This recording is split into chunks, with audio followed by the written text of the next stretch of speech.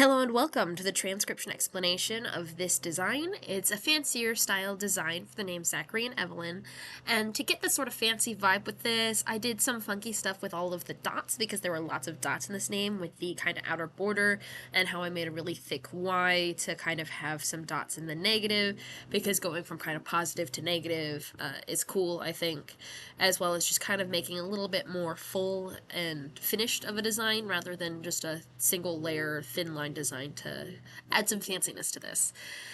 So let's go ahead and read this design. So you read the script starting at the bottom and then you go counterclockwise, like a time traveler going back in time, which is why we start reading at the bottom of this word circle and we read this word before this word. So here's the first letter of our first word, continuing around, and then here's the first letter of our second word, continuing around. So let's go ahead and read this. You read the word circle here. This is the word circle. And this first consonant crosses the line of that word circle. So we're going to be in the bottom row. Do you see in the grid above me how there's a circle crossing the line of the word circle, starting at each of the rows? Well, the bottom row has the crossing line. And then it's in the column with 1, 2, 3 dots. So that bottom row and then that column with 3 dots, that would be a Z. And then on A, or any of the vowels, are these little open circles in the middle, and these little open circles, they have different positions depending on what vowel they are, and an A is positioned outside of the word circle. So here's an A outside the word circle, and here's another A outside the word circle here. But this A is read before this CH because it's before it on the bottom counterclockwise order. So that's the Z, A, and then this deep divot has 1, 2 dots. Because it's a deep divot, it's going to be in the top row, and then the 1, 2 dots here mean it's in the 2 dot column and therefore CH. And here's the A for the CH. And if there's a consonant and vowel together, you read the consonant first before the vowel. So even though these are directly in line, the CH is before the A because vowels are after consonants.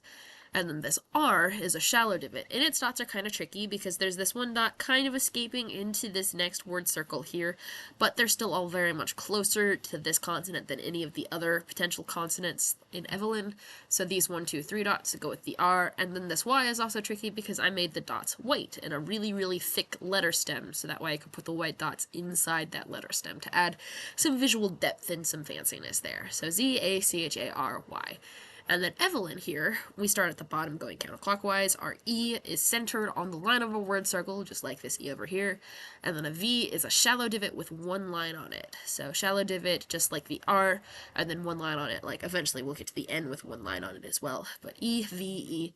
1, 2, 3 dots on the L, so it's a full circle inside the word circle with 3 dots, and then 1, 2 dots on the Y, so it's a lot like this Y here with the 2 dots on a circle on the word circle, but these 2 dots are smaller and black. Well, yeah.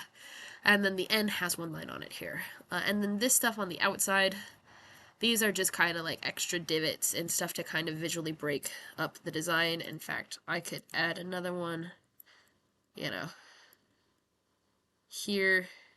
No, I think it'd be too busy if I put another one there. But yeah, so that would be Zachary and Evelyn. I hope you like your design. Enjoy. Bye.